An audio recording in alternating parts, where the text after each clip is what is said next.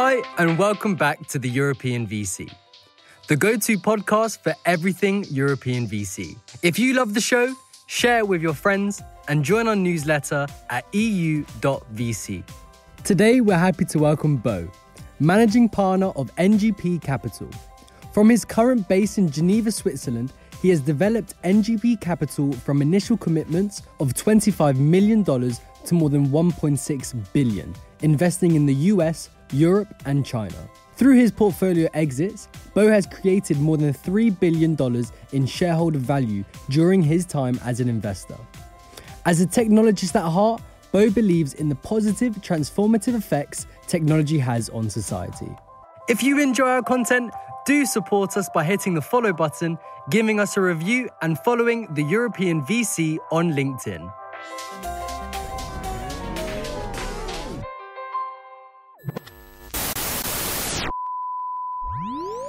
Bo, welcome to the European VC. Super nice to have you here today. How's everything? Everything is good. I'm a bit tired because it's 6 a.m. here in California, but I'm ready to go. Yeah, we're here just trying to help Bo get back into the European time zone. We're just helping, right? No, I'm kidding. Bo, thank you for that. We appreciate the flexibility. Let's jump right straight into it. Before we start and talking about the specific topics that we want to deep dive on today, give us a quick rundown. How did you get into venture, but also what is NGP Capital? How did it come to be? Give us a story. Yeah, so the quick background is that I'm an electronics engineer by training, and I had operating jobs for 14 years. A lot of that time I spent building the early versions of the GSM networks, and today we call it 5G. And I did that up until 2002. And towards the tail end of that, I did run a business unit for Nokia at the time, and we were looking for partners in Silicon Valley, where actually I'm sitting now. And there were a lot of these VC-backed companies. I had no clue what that was all about. I had a friend in Denmark that had started at a VC in the late 90s, and he was very excited about it. And then I started meeting these entrepreneurs and investors, and I felt like, wow, there's a great energy. There's a lot of buzz. And in funny ways, it reminded me of the early days of my work in Nokia, because that was also very entrepreneurial, right? Nokia was growing out of nowhere very, very quickly throughout the 90s. And then in 2002, I got a chance to join a VC firm in London, and I thought that was very exciting. So I joined them, and they had been in business for many years and had about $1 billion under management. I thought it was a great place to learn the craft, as I did not know what VC was, and I did not know how to invest. So that was how the journey started. And then in 2008, it was sort of just at the onset on the financial crisis, and I was thinking about what to do next. And then, lo and behold, old friends from Nokia came calling and said, look, there is this VC arm that has been started by Nokia called NGP, and maybe it would be of interest to you. And I thought that was a great fit. Having done operational jobs with Nokia for many years, I knew many of the executives. And then on the other hand, I had done VC in London and also that involved companies both in Europe and also on the US West Coast. And I thought, okay, this looks like a good fit. So I joined in 2008. And today we have raised about $1.6 billion over the years. We invest in cybersecurity, enterprise software, and edge cloud, as we call it, and then select verticals within industrial sectors such as transportation, manufacturing, and logistics. And just to clarify, it's a global strategy, correct? Yes, it's not by coincidence. I said we have an office here in Palo Alto. We have an office in Shanghai. And then in Europe, because of the European markets, that's more fragmented. And we have an office in Berlin. We have an office in Helsinki where our LP is sitting. And then I live in Switzerland, but spend a lot of time on the road. So very cool. I think there's a lot of topics I want to deep dive here. So I'm kind of playing around. Which one should I start? I actually want to ask a completely unrelated question. Who is this Danish investor that started a fund in the 90s? There's not a lot of people that are doing VC for that long, right? Yeah, it was a VC arm of Danske Bank at the time. And I don't think they exist anymore, but that was sort of the wave had sort of started in Europe in the late 90s. Sweden was a little bit ahead of Denmark. There was something called Framfab, and there was some of these other early incarnations. Denmark was a little bit behind that curve. And then, of course, the crash happened and everybody was running away from the asset class, right? So it had just started picking up in Scandinavia, and then it was sort of all went into hibernation for 5 years. So that won't happen as a result of a small market swing right now. Nah, I think VC is in a very different place now than back then. Also in terms of didn't have the big home runs at that time that the people really understood that this is actually a thing. It wasn't just a couple of guys in California that hit something good and then it worked. So I think the model is a bit more proven today. It is, but the funny thing is a VC fund on average is 14 years length, right? Technically it's a 10-year document, but there's always a tail. And if you look at it, we have since I started at the back end of the dot-com burst, right? But we've had 3 downturns, right? The dot-com burst, we had the great financial crisis, and now I'm not sure what we're going to call this post-COVID situation, but chances are at one point of time throughout a fund life, you go through a crisis, right? Of some magnitude, right? Of course, some of them can be smaller, some might be more local, but you will have to manage through a crisis, right? And I think, Andreas, it's true that also just the magnitude of the market today is so different when you look at, 7 or 8 of the largest companies in the world are tech companies, and I forget how many of them were VC backed originally, but quite a few of them, right? So it's a very different asset class, and digital disruption is hitting all sectors of the economy, meaning that also in terms of the TAM that entrepreneurs go after is much, much bigger. But of course, as you can see from the corrections now that has hit the public markets, that there was some exuberance which has now been coming out of the market. And I think for everybody that's healthy. And, the old saying is it's not timing the market, it's time in the market, right? So, when I started, it was really the Siberian winter, right? It was very depressing. Nobody wanted to touch it, and everybody was selling. I cleaned up other people's portfolios, and as well, right? We took over portfolios from UBS Bank, from Dresdner Bank. But you are right. Today, it's a very different industry, and it's more mature. But it doesn't mean that it's free from these corrections that we're now going through. I feel extremely tempted to deep dive on those transactions with banks, because there's a lot of VCs out there have very, very strong opinions about the way banks do venture and everything. But let's not go there, because I think that will be a rabbit hole. Before we go too deep, Bo, normal VCs, no corporate, no nothing, no single LP structure tend to think that single LP structures are they're not real VCs. They've never been through the grind of fundraising. All kinds of views, or they say they're financial, but in fact they are strategic. All those views. There's one thing there that I think that I'd love to give you the chance to kind of enlighten people on, because I think last time we spoke, you had some great observations as to how a good corporate VC should be built and what are the key cornerstones of a good corporate VC firm. So with that question, I think I'll kick it to you, and then take it from there. Yeah, so Andreas, you were very nice in how you paraphrased it, but a lot of people talk about dumb money at high price, right? Of course, I'm joking a bit here, but I think over the years, corporates have not done themselves a service when it comes to venture. And when you ask about the structure, right, we are an arm's length entity. So we're set up exactly like any other financial VC. We are financial first, right? We're not financial only. And what we are working on always is to figure out how do we learn from the needs of a large technology company, in our case, Nokia, with 90,000 people employed, and how do we give value to them in terms of understanding what's happening in the market, how are people building businesses. And if corporates did everything perfect, there would be no room for venture capital, right? Because they have all the resources, they have all the budgets, they have all the people, they have all the IPR, they have all the reach, they have customers, they have everything, right? But that's also part of the straitjacket that they come into, right? Because then, markets can keep you captive, customers can keep you captive. And I think where most people go wrong is they sort of model the objective. And I fully respect corporates that invest directly from their balance sheet and run it as investments. It's a perfectly valid way of doing it, but you just have to be very clear that you're doing it to further your corporate objective, right? And it's not necessarily a financial investment like a VC. And I think that's where 90% of the funds that are not surviving, they go wrong, is that there is a modeled objective.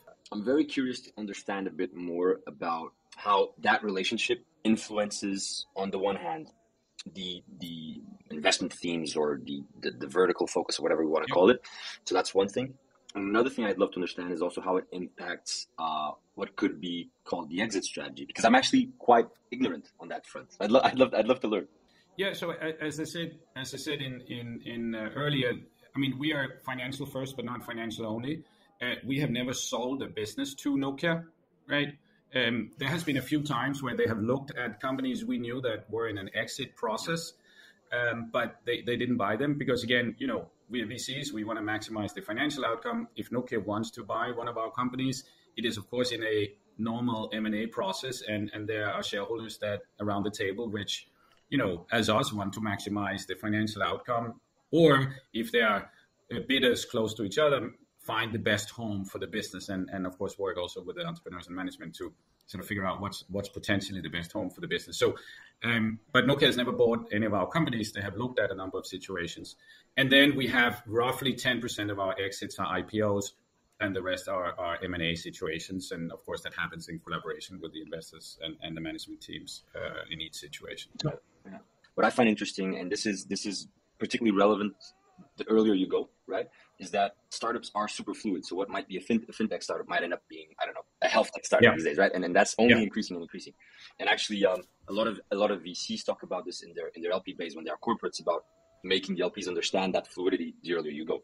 And so that's why I asked that first question, to understand, okay, your financial first, there's also the strategic component to it, of course, but how do you think about it? And specifically considering the stage where you're at. You're not doing pre-seed, you're not doing seed, right? You're doing Series A plus. So I'd love to hear your thoughts, because we don't have a lot of Series A plus investors on the pod, by the way. Yeah, and there's a reason for that, right? Again, it's very hard for corporate to do something sensible with 3 guys in a garage, right? I mean, the first time they see sort of a 100-page supply contract draft, right, they sort of run away screaming. But, that's like, if you want to sell something to Apple, right? I mean, there are a lot of other issues around these contracts, right? But you have to have a bandwidth, wherewithal, understanding on how do you engage. Yeah. Right? Now, there are ways, for instance, if you sit on an app ecosystem with Salesforce or with Google, of course, it's much lighter weight engagements typically, and that's where a lot of VCs operate, right, in that sort of space where it's about ecosystem building on a more lighter weight base. But of course, also there are a lot of VC-backed companies that are deeply engaged with large corporates, and typically you can start to do that when you become sort of Series A plus and later, right? It's just about the maturity of the business. And David, as you say, of course, there's a lot of fluidity in the early days of a company's life. And one day we are fintech, the next day we're insurtech, and then the third day we're in agri-tech or whatever, right? That's the nature of the beast. So, but that's sort of part of the reason why we're sort of in this Series A to Series A plus to Series C. Then you asked about the themes. So we obviously try to find spaces where it's a little bit with the ice hockey analogy of skating to where the puck will be, right? Or if you have a sort of more sophisticated McKinsey approach, they operate with the Horizon 1, 2, and 3 framework. So we typically invest in Horizon 2 and 3. So those are areas that in 24 to 48 months will become relevant to sort of Nokia. And of course, this is our guess, right? But again, it's not that complicated, right? If you think, and for instance, cybersecurity, right? Any large technology company, if they say cybersecurity is not important, right, they're lying, or they will be out of business very quickly, right? So cybersecurity is, as we say, it's the gift that keeps giving, right? And it's relevant for everybody. And if you look at somebody like Nokia, it's relevant in Nokia's product. It's relevant for Nokia as a customer. It's relevant in Nokia's own operations, right? So it's a great place to operate, to make investments, and to engage. The same when we look at edge cloud or cloud architecture, right? All of the telco functions are moving to the cloud, as a lot of them have moved already, but there's still a process going on of moving those to the cloud. And it's a great place to make investments. It's super important for both telcos and also for Nokia. So you need to sort of pick your spaces, right? So we don't invest in e-commerce, right? It's a large maturing opportunity. We don't invest in insurtech, right? So you need to be smart about it, but each of these spaces are so large, right? I mean, you could do it people do just a cybersecurity fund, for instance, right? Yeah. We want to pick more areas that are relevant for more people. So we tend to be maybe spread over more areas such as cybersecurity, cloud architecture, and enterprise applications, right? But we do that because of the engagement also we have with folks at Nokia that, again, they're not holding the secret and the truth to everything in life. But if you engage and you work with these people, you learn, right? As you learn from speaking with entrepreneurs, right? So that's the model, right? We find that in that Venn diagram, we find the overlap between the areas that are venture investable and then areas where we believe that are important to Nokia, like the examples I mentioned. I'd love us to shift into a topic that I know you love, which is VC firm building, and it's one thing that some people love it because they're just embarking on it and need to build a firm. Others love it because they've been doing it for quite some years, and you are in the latter category. So I'm very curious to dive into this conversation with you, especially also because you're a global investor, and it's not that often that we have global investors that also care about Europe on this show. So let's kick it off with the point that, the soft side. I know you love to say that VCs are like entrepreneurs. So let's kick it off there. Tell me what you mean when you say that and why you love that saying, and then we take it from there. Yeah, no, thanks for that, Andreas. I have a lot of debates with my entrepreneur friends, and when I say it, they also stop up and say, yeah, actually, you're right. Because entrepreneurs forget that VC is also building their own business. If you go back to 8, 9, 10, right, it was very much about entrepreneurs pitching to VCs, right? Yeah. Today, it's the other way around. And that's fine, right? I'm not complaining, but that's how the world has changed too, right? Because the sought after entrepreneurs are pitched to by, 40 or 50 VCs, right? Are trying to get into the and now I have to, I think the language here is important, right? Into the hot deals, because as you know, the hot deal of yesterday might not be the hot deal today, right? For all sorts of reasons, right? But there's so much competition that has entered into the market. And if you don't change, you're out of the game. So in that way, there's a lot in that journey that is similar, right? And also you're building organizations, you have to build a culture, you have to, bring on board people, train them, and then you have people that are maybe circling out and you have to replace and so on, right? And you have to also decide how do you want to expand your business, right? Do you want to raise other strategies in other funds? But as an emerging manager, right, you probably have about 2 years to show that you're actually good, and if not, you're never going to get a fund again. So you've got, as an entrepreneur, you can always pivot or shut the shop down and then do another one in another sector or something peripheral. But in VC, if you build a fund and it failed, no one is going to give you money from the next time, right? Even though you change the strategy or something, that is at least very rare that you see. So, Bo, I have a question, which is, you're 25 people, 12 investors, and you are 5 investment partners, 2 in Europe, 2 in the US, and 1 in China. And then I look at your AUM, and your last fund was 400 million. I think to myself, that's a lot of money on very few partner heads compared to what we're used to seeing in Europe. I'd love to hear your thinking around that and why you're not more, and because this is part of firm building, right? How many GPs do you actually want per investment? Yeah. Look, I don't know if you know Valar out of New York, right? Yeah. There are 2 guys investing together, right? That's the other end of the spectrum. So I think the on our side, right, as we are active in 3 regions, we need to somehow cover that with investment partners. The amount of partners, I think, is, again, everybody have their own model, right? In our case, I think we have learned that we have geographical complexity. And if we add more people in each region, it is and more partners, it is harder to manage, right? So I think we are happy where we are today, because the complexity and we make decisions as one team, right, across each of these markets, and that's always, you learn a lot, but it's also more complex, right? There's that, of course. There's always a risk of group things. You're 5 guys in Copenhagen, right? You are more or less from the same schools, from the same neighborhoods, and you think the same way. And okay, so how much can you think out of the box as a group, right?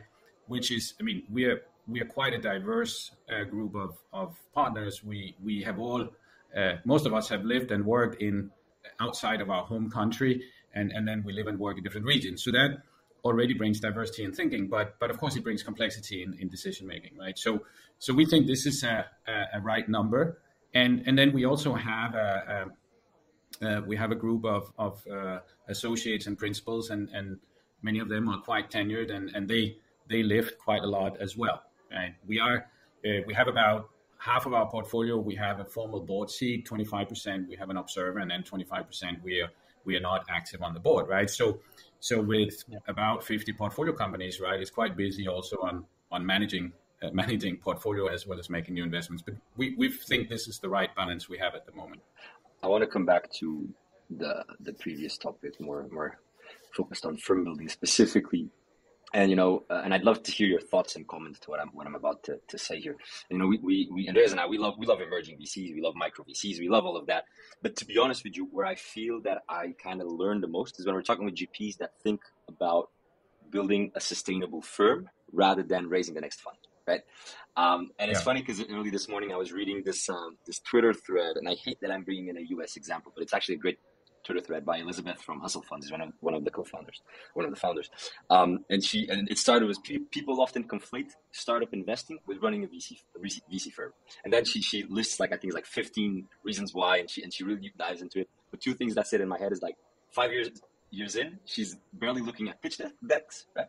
And 90% of her mind space is focused on succession planning, right? Which is actually something that I personally see in Europe as an issue in many VC funds. So I'd love to have your comment to this kind of big kind of waffle comment I did in the beginning. But I'd love to hear your thoughts. No, I think, David, it's a great question, and most people enter into the business for the love of working with entrepreneurs and the excitement of being in the ecosystem, and it's just great. Right? There's great energy. Everything is possible. Everybody, but most people you meet are driven. They want to make things happen. They want to make a difference. They want to make a dent in the universe. And I think that's just the great gift of this business. Now, having said all of that, right? If a fund is 14 years, right? It's I'm a little bit sort of later in my career, right? But when I was in my late 20s, right? 14 years was like an eon, right? How do you even start comprehending what it means? I signed a document today with Andreas and David, and we all gung-ho, and this is cool. And then, 14 years later, we're still here with Andreas and David, and and I think that's what people maybe forget at times, right? And that comes back to the firm building that people come in because they love investing, right? And then they realize, okay, now we need to hire some people, and then things start to look more like, quote unquote, a job, right? But I think you always need to, blend it a bit. It's true, of course, that you tend to spend more time on firm building, right? We had a great offsite earlier this year in June. We spend a lot of time on thinking about the future. We called it Big Ideas. And because with our new fund that we started in February, right, we have an idea of where we want to go, but we really hadn't had time to get together and think through, okay, 2032, what does the world need? Right? What are going to be the iconic companies in 2030 or 2032 when we would sort of start exiting the good companies from our fund, right? Because the good companies tend to take longer to mature, right? As there's an American saying, right, that you get lemons before you get lemonade, right? And the companies that don't perform, typically you exit earlier, right? But then the ones that are working, you tend to stay with for more than 10 years, right? I have companies today where I've been invested more than 10 years and they're still growing and doing well, right? But what does the world look like? Nobody knows, right? So we spend a lot of time on that. We spend a lot of time discussing our culture, revising our values, and we also in the midst of a sort of refresh of our brand, right? And again, it's about growing, it's about evolving. And we talk a lot about, on one hand, we have the luxury of having been in the business for a long time, but then on the other hand, are we ossifying, right? How do we bring in new ways of doing things? How do we bring in new ways of thinking, new ways of operating? Maybe how do we allow for the new idea, right? Because some of us have worked together for more than 10 years, and it's sort of like, for better or worse, it's like a marriage, right? It's sort of, so how do you refresh yourself, right?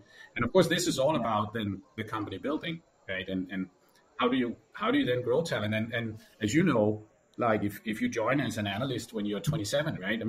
whoa, maybe when I'm 37, I can become a partner if things go well, right? It's a long journey, right? It's actually funny because just today, Dave and I were talking about onboarding our first investors into our LP syndicate, and there I had the realization that we're sitting talking about how will we onboard people that we will be dealing with for the next 50 people that we will be dealing with around that investment for 12, 14 years, because it's a fund investment, right?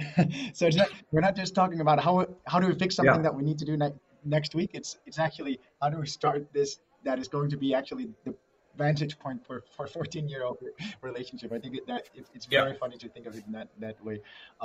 So Bo, before we go to the quickfire, I want us to just touch on one thing, because I know that you sometimes say that VC has spoken a bit too much about being founder friendly, and maybe we've taken it too far. I want to give you just the chance to explain that, and then we'll go to the quickfire afterwards.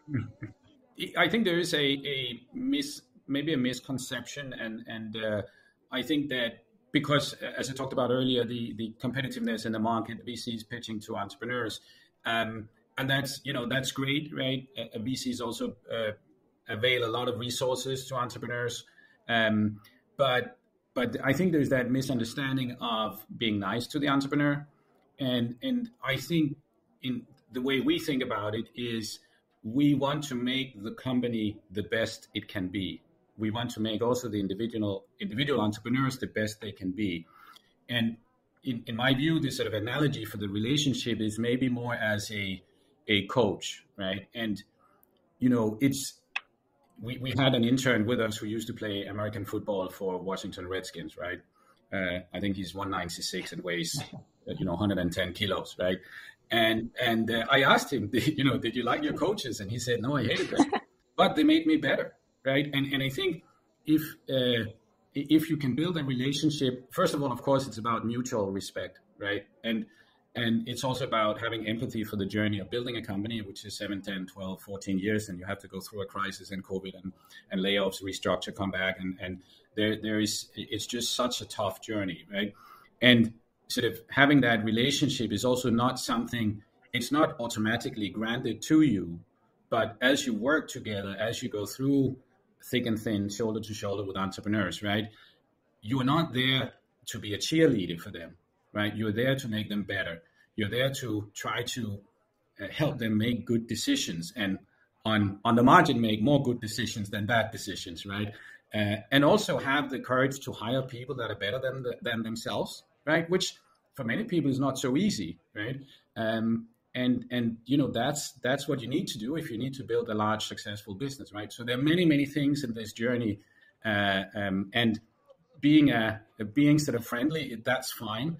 I think it's more about making the company the best it can be, and you can then be also, if you're candid and articulate with the entrepreneur. And I'm not saying you need to bollock people in a board meeting, right? That's rarely a good thing, but you can have open conversations, right, about how you solve problems and how you make decisions, and I think you can earn that over time as you work with entrepreneurs. And I mean, I've worked with many entrepreneurs, and not all of them become friends, but it so happens that quite a few of them become friends over time because you have been through a journey, right? But it's also, as with a friendship, it's something you have to earn on the way, right? It doesn't come natural. So maybe that was a longer explanation, but I think the founder-friendly piece is somewhat a misnomer here, right? Because we want to make entrepreneurs and companies the best they can be. That's really why we are around. It's also interesting because I think of it also, because we're doing these LP syndicates, so we're talking with GPs a lot and thinking about the LP GP dynamics, right? And it's interesting when you see many GPs that have these institutional grade LPs who are, some of them, notoriously hard to raise from, but that they actually extract value, right, from that relationship. So it's actually somewhat the same dynamic. That's what I was thinking, where when you have a very professionalized LP that you need to report in a very professionalized manner, how that actually then helps you with all the other LPs, because you're just better because of it, right? So it's not that different. Yeah. That's my interpretation, at least. No, and of course, David, you hate to be told that, but these other DPs are better than you, right? So get your act together, right? It's like, why is he saying that? It's like exactly. Or she, right? It's not nice to hear, but that's how you get better, right? I mean, and I think, and maybe one other point I want to make is also very often entrepreneurs need to hire for functions that they don't know. and many entrepreneurs may not have been before in a world-class organization. So the question is, what does good look like when you hire? And it's very hard. And it's, I mean, and again, for me, the analogy is in good, I mean, sports is a good one, right? If you play a sport, let's say you play tennis or rugby or soccer, if you play with somebody on a national or elite level, I mean, often you see that, well, they play a completely different game than I play, right? And it's a bit the same when you hire, right? Have you worked with a world-class CFO, for instance? And CFO is often a tricky one as a company grows. What does good look like? And also, what can the right hire bring to my company? And of course, it's hard to know when if you have not been on the journey before, right? You don't know what good looks like. And again, these are some of the conversations that are just so important to walk through with the entrepreneurs, right? Yeah. And it's also hard to hire for the future, right? Like, oh, we don't need that right now. Mm-hmm. Well, but then the time you need it 9 months later, you need 9 months to hire, right? And so I think this question of what does good look like is a very important one, and it's often hard to get to with founders and entrepreneurs as well. I love your sports metaphor, and Andreas and I are here texting with each other saying we love it. Because I actually used to play like first division handball, and I think the person in my life who has insulted me the most was my coach. But he actually made me a better player. He really did, and I actually do like the guy now. At the time, I hated him, right? But I do like the guy now. Yeah. I love that metaphor. As you said it, I was like, I can relate to that. So I love it. Very cool. Bo, before we end, we always finish with a quick fire round. The quick fire round is when we ask you a couple of quick answer questions, 30 to 60 seconds each. Are you ready? Yep. So first question of the quick fire round is, what areas, technologies, or sectors excite you the most that other people around you don't really feel that excited about? So I think maybe I want to ask in a slightly different way, because everybody's rattling off the same technologies. We think about sort of a future which is converged, where there's very little distinction between the virtual and the physical. And it's a version of, there's a lot to talk about the metaverse, right? I think we feel that the discussion is too binary. When the world is converged and we don't really talk about what is virtual and physical, maybe that's what the metaverse is.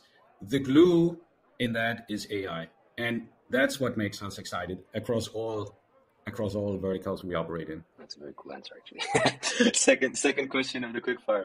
What are your top tips for emerging VCs who are fundraising? And just so you know, most of our listeners are European, so let's maybe try and make it European-centric if possible. Start small, show some early victories, and then build from there. Timing is super critical. If you're fundraising now, it's hard, but it's much better than if you had raised the fund in 2019, for instance.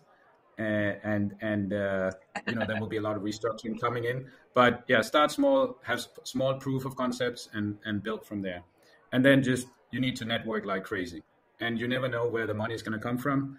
And it's going to be like the ketchup bottle, right? And it's going to be enormously frustrating. And at times you just want to throw in the towel and say, I've had it. But stick with it and keep shaking the bottle, because something's going to come out. I love the ketchup metaphor. Third and final question. What is the most counterintuitive thing that you, Bo, have learned since you've been in venture? I think lawyers make good CEOs. And the reason is that lawyers are taught to think about substance and process. And at times they can come across as sort of cold or distant, but they can be extremely effective because they understand how to run a process of conversation, decision-making, without getting entangled emotionally in the substance of the conversation. And I think that's just such an important skill, that we all are emotional creatures, but if you can have this distinction, I think you can do extremely well in almost whatever you do, but especially in I love that answer. That's a good one. Bo, thanks so much for joining us today. This was awesome. I really had a great time diving deep with you. Thanks a million. Thank you for listening to this episode of the European VC, the go-to podcast for everything European VC. If you love the show, share it with your friends and join our newsletter at eu.vc.